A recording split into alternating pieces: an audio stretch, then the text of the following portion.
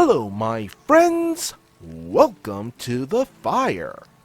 I understand that sometimes finding someone to DM a game can be quite a feat. But don't just make someone DM if they don't want to. Like in this story entitled, The Unwilling DM, r/RPG horror stories, posted by Maladroit Mallard. Years ago, I was in a pretty casual D&D group. Basically, we would start up a campaign, play a few sessions, and for various reasons, usually life getting in the way, the campaign would then fizzle out. Usually, one of us would then catch the RPG bug again, and a few months later, we would try again in some form. Some people would come and go. Some would drop out, and the DM would change from campaign to campaign. But generally, we had fun. So, for this new attempt, one of the players' partners would be the Dungeon Master. This was their first time DMing, and they didn't have a lot of D&D experience to begin with, so we were prepared to cut them a lot of slack. The more experienced players were prepared to help the DM out if they felt overwhelmed, or if they had trouble with the mechanics. We were playing a module. I forgot which one exactly, so... Anyway, the DM didn't have to do a lot of preparation for each session. Unfortunately, despite all of this, everyone had a pretty horrible experience.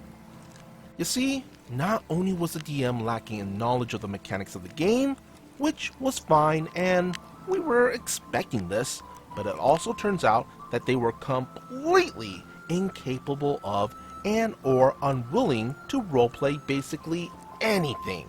Conversations with NPCs would play out in terse, often single-word sentences lacking in any personality, and skill checks were non-existent. No descriptive flavor was given to anything besides the barest of essentials. A tree looked like a tree. A road was just a road. A house looked house-like and nothing else. When combat happened, it was like a random encounter from a Final Fantasy game. Enemies would just appear from out of nowhere and not say or do anything aside from pure mechanics. An average round of combat would play out something like this. We're walking down a forest road. DM. There's 4 goblins. Fighter. There's goblins? Couldn't we see them, or did they ambush us, or... DM. Yes. Fighter. Oh, okay. They ambushed us, I guess. So, we roll for initiative? DM. Yes. ... Fighter. Enraged that the goblin attacked his friend, the fighter slashes at the creature's neck with his longsword. Rolls. DM. Okay, it hits. Fighter. Rolls. It takes X damage. DM. Okay. Fighter. ... DM. ... Fighter. The blade of the fighter's sword nips the goblin's shoulder, drawing blood. DM. Okay. Fighter. ... DM. ... Fighter. It's your turn now. On top of this, the DM actively worked against the players, trying to do anything even halfway creative. An example would be, in one instance we were tasked with locating and killing a troll that was hiding in a cave somewhere. So when we found the cave, my character, a halfling rogue, came up with a plan. He would climb up to the top of the cave entrance from the outside and stay perched there. Our wizard would then cast Flaming Spear inside the cave, forcing the troll out, after which my rogue would attempt to jump on his shoulders and stab it in the head. We were expecting that I would get advantage for sneak attack, or inspiration or something, but mostly I just wanted to try, do a cool thing, and see how it played out. You know, role-playing.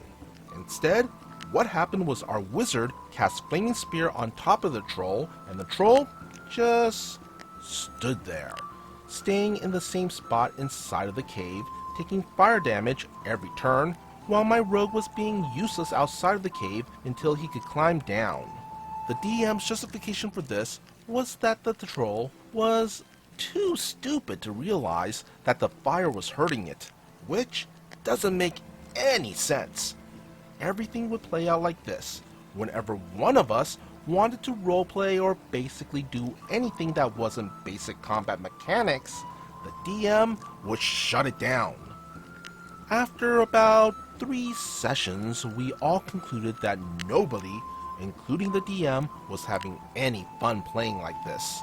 So, after discussing what went wrong, it was revealed that the DM didn't actually want to be DM in the first place. Originally, their partner was going to DM as they have done several times before, but at the last moment decided that they would prefer to be a player and basically force the DM role onto their partner. So we ended up with a DM that not only didn't have the skills required to be a decent DM, they actively did not even want to be one in the first place.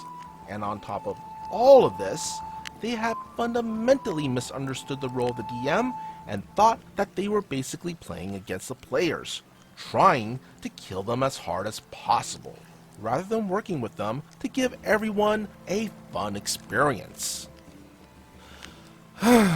This was, unfortunately, the death knell of our little group, as everyone has now soured on D&D and we haven't played since.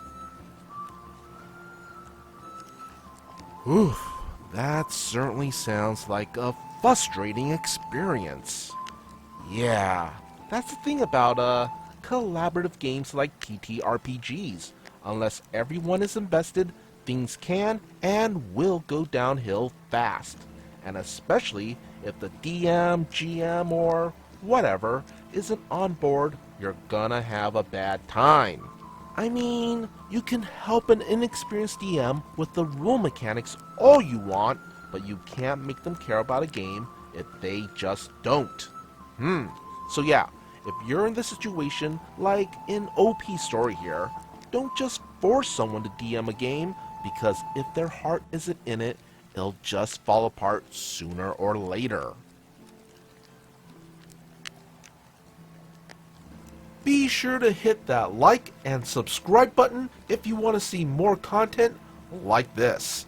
And would you kindly follow the socials posted in the description below. As always, be good, be great, be awesome.